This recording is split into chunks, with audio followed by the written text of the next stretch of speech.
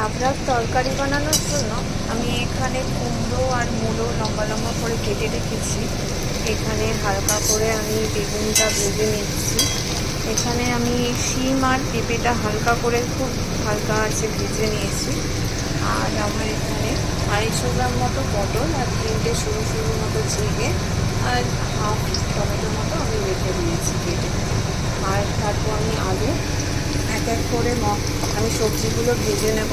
ভেজে তারপরে আমি তরকারিগুলো একসাথে দিয়ে দেবো।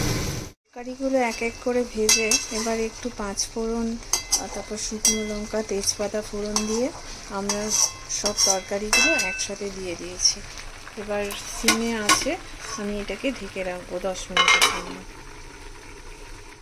থেকে জল ছাড়তে শুরু করলে একটু আদা বাটা পেস্ট আমি এখানে দিয়ে দেবো।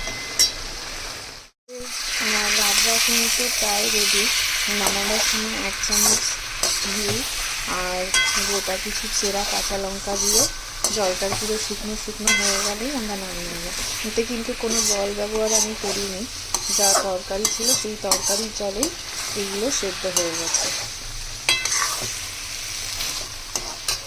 রেডি হয়ে গেছে আমাদের লাবড়ার তরকারি।